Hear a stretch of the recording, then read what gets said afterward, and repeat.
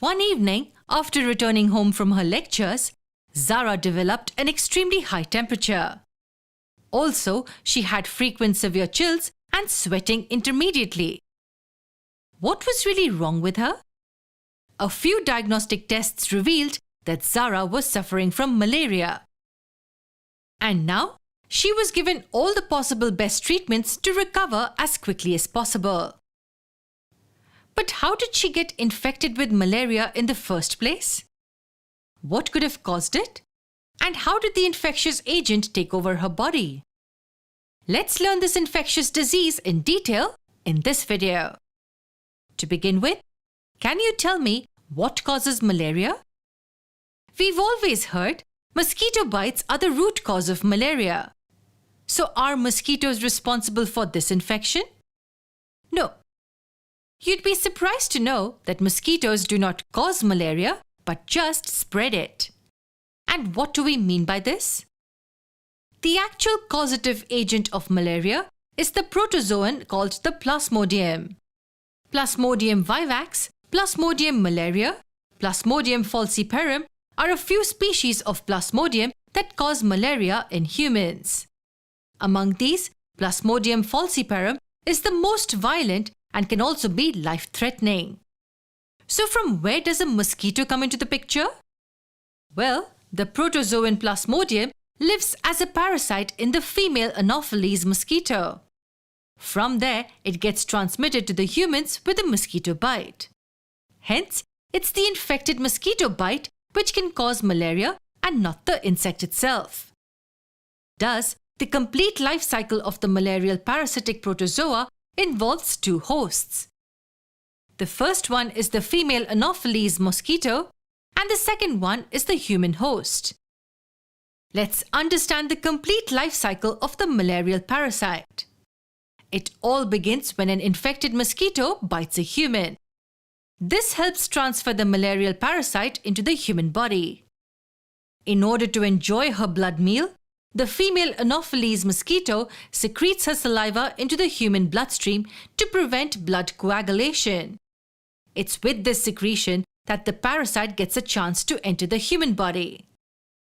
The disease-causing plasmodium gets transferred from the mosquitoes to the humans in the form of sporozoites. Sporozoites is a stage in the life cycle of the plasmodium. At this particular stage, they are capable to cause an infection in the human body. And how do they do that? Once they enter the bloodstream of the humans, they eventually reach their target, that is, the liver. Here, they attack the liver cells and stay inside them for quite a long time. They reproduce asexually in order to increase their number.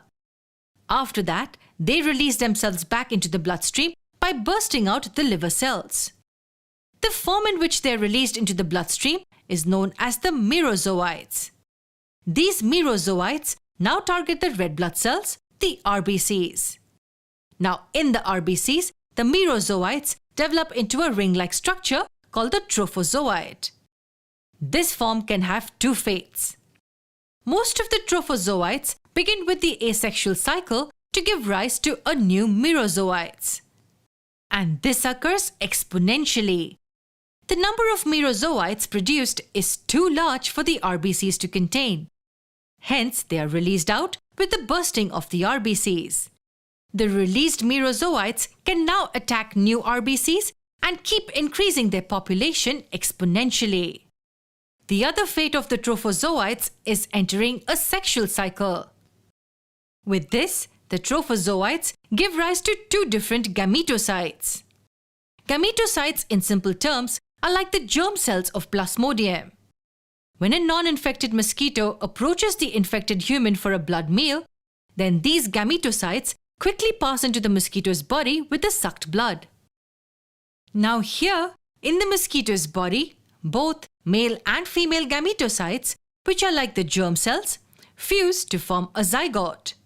That is, the fertilization of these gametocytes results in the formation and the development of a zygote in the mosquito's gut.